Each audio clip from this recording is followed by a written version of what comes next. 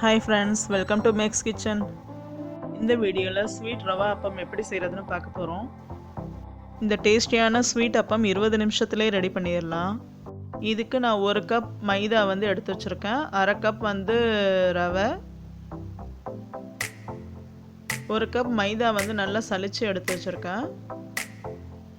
So எந்த கப்பில் ரவை எடுத்துக்கிறோமோ அதே கப்பில் பாதி அளவு ரவை, கொஞ்சம் ஏலக்காய் பொடி, 1/2 கப் வந்து சர்க்கரை.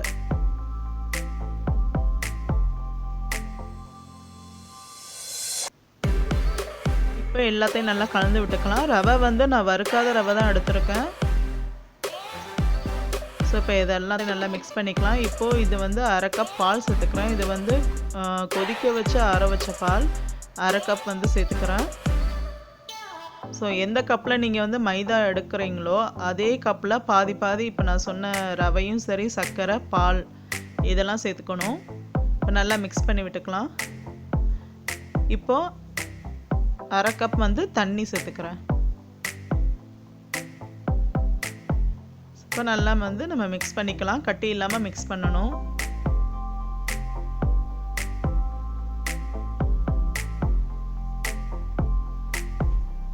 இது வந்து 120 ml கப்பு. இதில் தான் நான் வந்து ரவை, சர்க்கரை, பால், தண்ணீர் இதெல்லாம் எடுத்திருக்கேன்.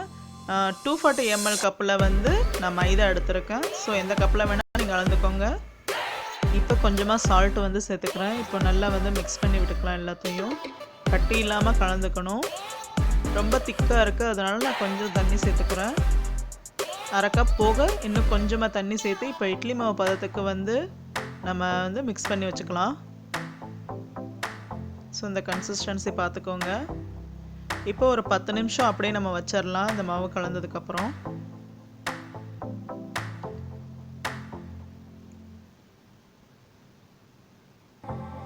இப்போ 10 நிமிஷம் ஆயிடுச்சு. சுகர்லாம் நல்லா கரைஞ்சி மாவு நல்லா செட் ஆகிருக்கு.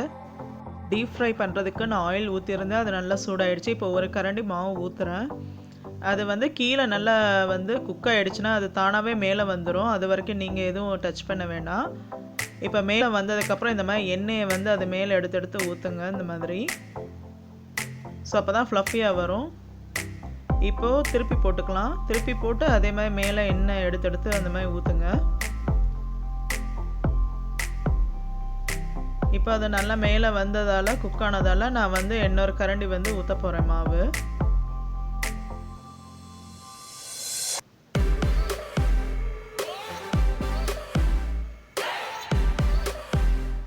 ஸோ அதுவும் அதே மாதிரி கீழே வந்து குக் ஆனோன்னா மேலே வந்துடும்.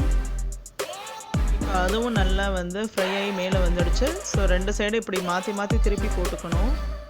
அந்த கலர் வந்து நல்லா சேஞ்ச் ஆகணும். இந்த மாதிரி எண்ணெய் அது மேலே ஊற்றும் போது அது நல்லா ஃப்ளஃபியாக வரும். பூரி மாதிரி பாருங்கள், அது நல்லா உப்பி வந்திருக்கு. ஸோ பால் சேர்த்ததால் இது ரொம்ப சாஃப்டாக இருக்கும். நம்ம வந்து கோயிலில் பிரசாதம் ஸ்டால்லலாம் கிடைக்கும்ல அப்பம், அதுதான் இது. ரொம்ப டேஸ்ட்டாக இருக்கும். ஸோ எதுவும் பேக்கிங் சோடாலாம் ஆட் பண்ண வேண்டியதில்லை. பால் சேர்த்தா மட்டும் அதுவே போதும். ரொம்ப சாஃப்டாக இருக்கும். இப்போ கலர் சேஞ்ச் ஆகிற வரைக்கும் நம்ம வந்து இந்த மாதிரி மாற்றி மாற்றி போட்டுக்கலாம்.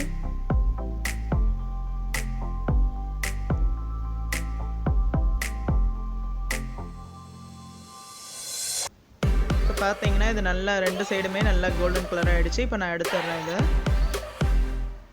இப்போ இது ஒரு ஸ்ட்ரைனர் வச்சு இந்த மாதிரி நம்ம ப்ரெஸ் பண்ணும்போது அதில் எக்ஸ்ட்ரா ஆயில் இருந்தால் அதெல்லாம் வந்துடும். ஸோ இப்போ அதை எடுத்துட்டேன். இப்போ இதுவும் நல்லா வந்து ஒரு சைடு நல்லா கலர் சேஞ்ச் ஆகிடுச்சு. ஸோ இப்போ இதையும் எடுத்துடலாம். இப்போ இன்னும் 2 கரண்டி நான் மாவு அதில் ஊற்றிருக்கேன். அதுவும் நல்லா வந்து ஒரு சைடு ஃப்ரை ஆகி மேலே வந்திருக்கு. இந்த மாதிரி எண்ணெயை வந்து நம்ம மேலே மேலே விடணும் இது செய்யும்போது.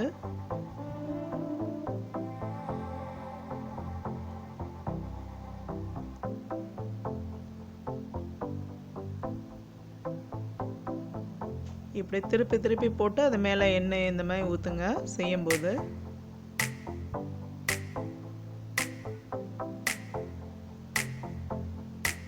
இது செய்யும்போது மீடியம் ஃப்ளேமே வச்சுக்கோங்க. ரொம்ப பெருசாக வச்சா உள்ளெல்லாம் வேகாது.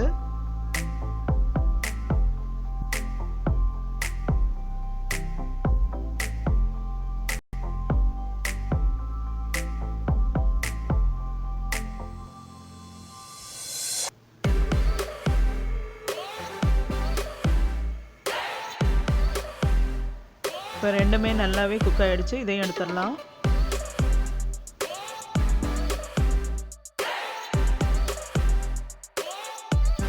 இப்போ எல்லா மாவுலையும் நான் வந்து இது அப்பம் வந்து சுட்டு எடுத்து வச்சாச்சு.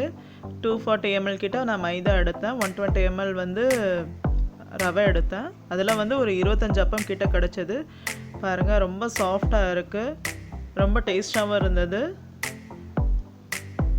இந்த சாஃப்டான ஸ்வீட் ரவா அப்பம் வந்து ஏதாவது விரத நாட்களில் வந்து சுவாமிக்கு வந்து நம்ம நெய்வேத்தியமும் பண்ணிக்கலாம். ஸோ எல்லாருமே கண்டிப்பாக ட்ரை பண்ணுங்கள்.